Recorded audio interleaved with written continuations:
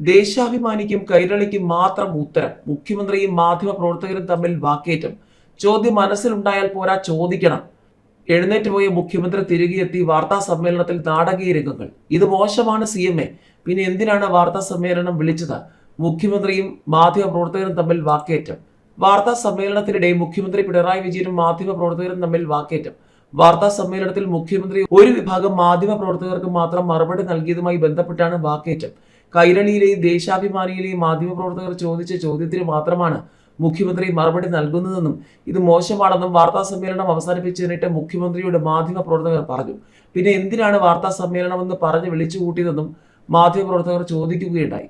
ഇതൊരു സ്ഥിരം ശൈലിയാണെന്നും പറഞ്ഞു. ഇതോടെ സീറ്റിൽ നിന്നും എണീറ്റുപോയ മുഖ്യമന്ത്രി തിരിച്ചെത്തി.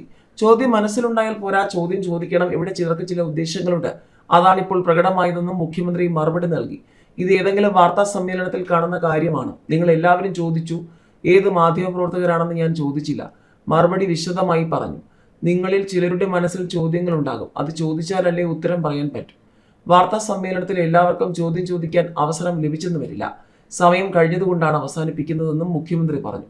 തുടർന്ന് ചോദ്യങ്ങൾക്ക് മറുപടി നൽകാതെ തന്നെ അദ്ദേഹം വാർത്താ സമ്മേളനം അവസാനിപ്പിക്കുകയും ചെയ്തു. നേമത്ത് SDPI വിവാദം. ആരുടെ വോട്ടും സ്വീകരിക്കുമെന്ന് ശിവൻകുട്ടി വിമർശിച്ച എതിരാളികൾ. SDPI പിന്തുണയെ ചൊല്ലി നേമത്ത് രാഷ്ട്രീയ വിവാദം ചൂടുപിടിക്കുന്നു. നേമത്ത് LDF സ്ഥാനാർത്ഥി V ശിവൻകുട്ടിയാണ് പിന്തുണയ്ക്കുന്നതെന്ന് കഴിഞ്ഞ ദിവസം SDPI പ്രഖ്യാപിച്ചതോടെയാണ് മണ്ഡലത്തിൽ മറ്റു സ്ഥാനാർത്ഥികൾ വിഷയം ചർച്ചയാക്കിയത്.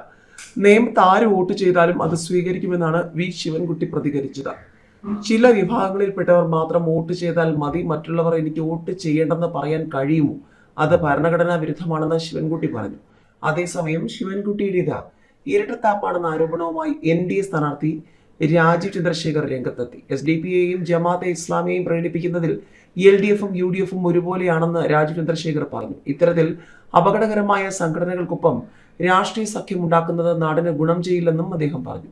എന്നാൽ LDFും BJPയും സഖ്യകക്ഷിയായാണ് നേമത്ത് മത്സരിക്കുന്നതെന്നും SDPയും LDFിനെ പിന്തുണയ്ക്കുന്നത് BJPയെ പിന്തുണയ്ക്കുന്നതിന് തുല്യമാണെന്നും UDF സ്ഥാനാർത്ഥി KS ശബരിനാഥൻ പറഞ്ഞു.